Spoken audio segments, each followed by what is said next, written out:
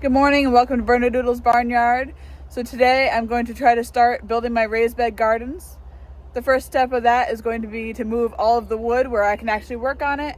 I just took the bucket off and now I'm attaching this Titan piece to it, which then I'll attach the forks which go here and hopefully be able to pick up the pallets of wood.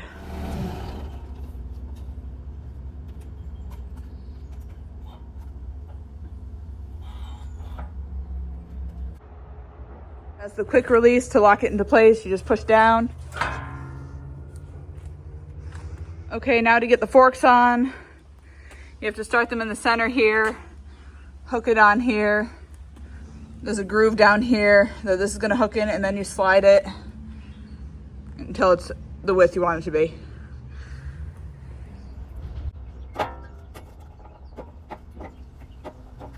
Okay, now that the forks are on, I can get to trying to move that wood around.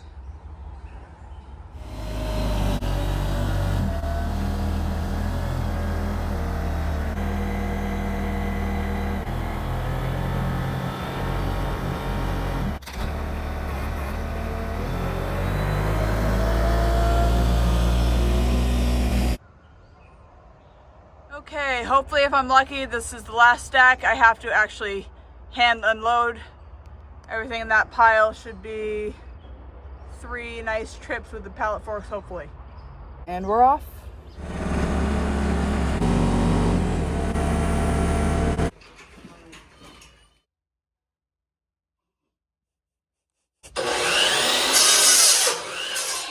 I'm out finishing evening chores, and my husband got started on cutting some lumber for the raised beds. We need 90 of them cut in half for the 4-foot sides. So that's what he's starting now, which lets us have the capability of assembling them when we have free time to do so. Here's the completed stack of 180 4-footers. So this will be used to complete the short sides on all 18 beds. So this is my initial plan for the garden. We're going to lay out some wood to see if it's enough space. I plan on having 5 feet in the back here for the pumpkins to start growing before we reach the first raised bed, which is this green part. So we've begun to lay things out.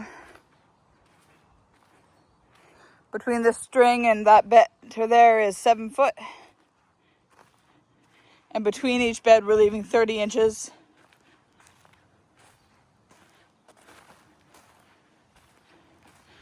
I did change my plans a bit just to make sure everything's gonna fit, and I only left 4 foot at the end here. I was going to leave 5 foot.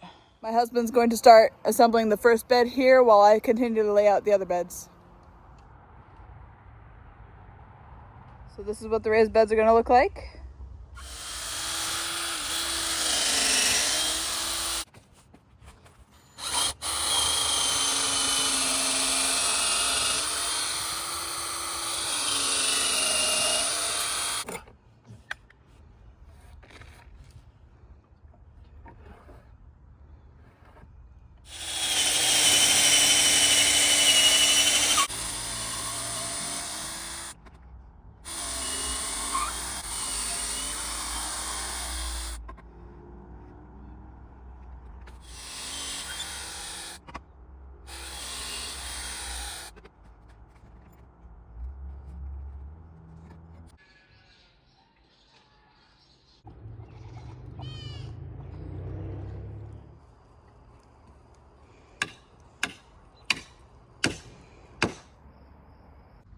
So right now I'm going to take a torch and try to burn the ag fabric to remove it, and then I'll have to remove the staples.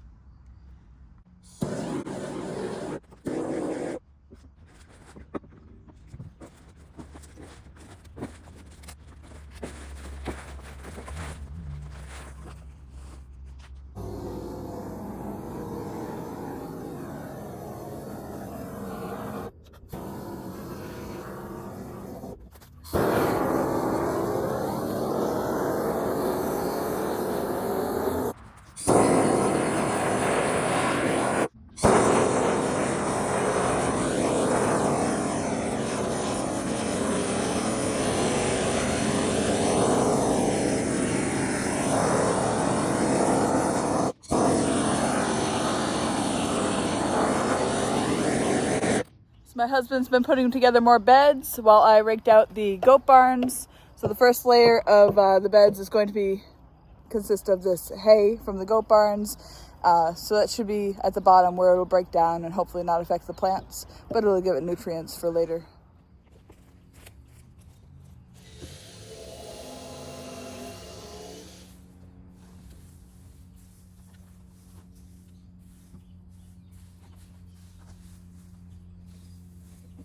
For the next layer of the gardens, I'm going to be adding some wood ash from the fireplace. We're going to put that in the middle, and then next I'm going to go grab some of the garden dirt we pulled out and some of the rabbit manure and finish up the top of that.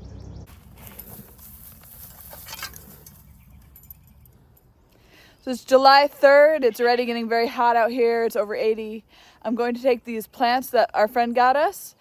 He gave us some squash. I think it's probably zucchini or yellow squash, and then a few cucumbers. I'm going to grab some rabbit manure first and then put down some black tarp so we have a little weed control, and then get them in the ground and watered. I found this guy. He must have been living on the rabbit poop. Beautiful salamander. Give it a good soaking.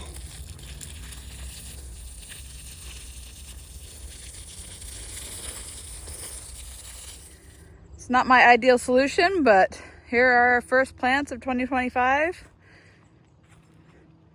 I have 5 cucumbers right there and some squash plants. While the black tarp doesn't cover the whole thing, it should prevent some weeds. I'm going to get some more squash plants in this bed right now. I need to go get some rabbit poop. All right, I put way too many in each bed in the attempts of trying to get them to survive so they're not in those little pots. There's a very good chance I'll move these to other beds later on. There they are, some squash and cucumbers planted for the year.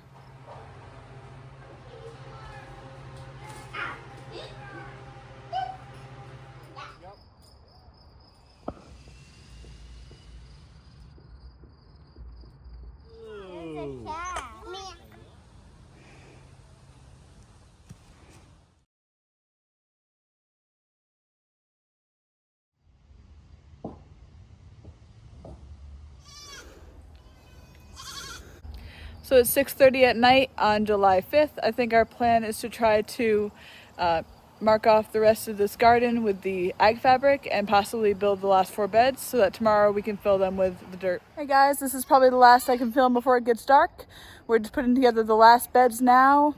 They're going to be one taller than the rest of the garden, so we're going to do a little extra to make sure they're secured together. And then we should be done for the night, and tomorrow we'll fill them with dirt.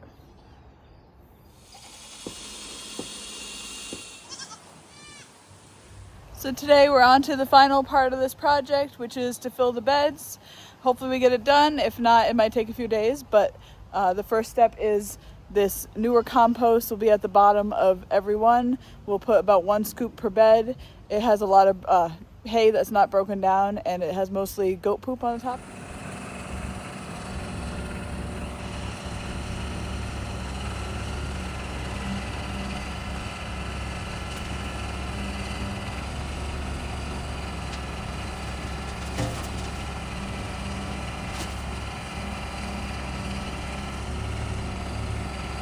Before we continue to scoop up this compost pile, I have these tomato plants here I want to save and get in the garden. They're actually quite beautiful and they already have tomatoes on them, so hopefully they transplant okay.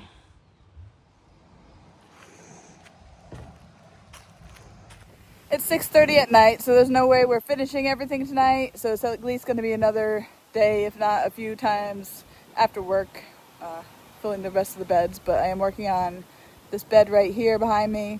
I'm going to put another 4 tomato plants there, so I have it all fertilized with the tarp down. I'm going to go get the tomato cages and some more plants out of the compost. So for tomato cages, I use this rebar for the concrete.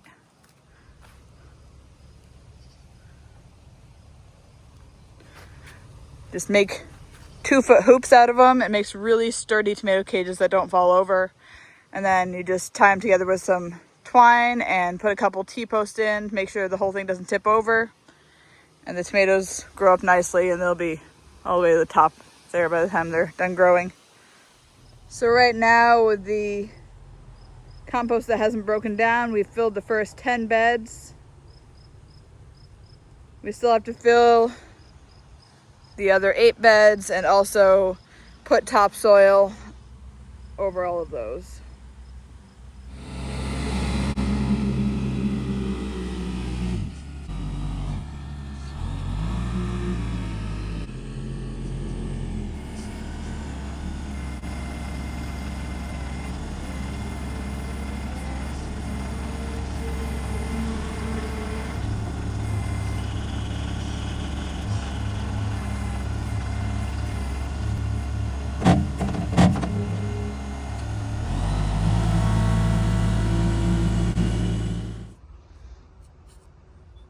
Thanks for joining me on this garden building adventure. I now have 30 by 70 foot of garden with 18 raised beds, which should be wonderful for the years to come. Please remember to like, subscribe, and ring the notification bell. We'll see you next time on Bernadoodle's Barnyard. Have a great day, guys.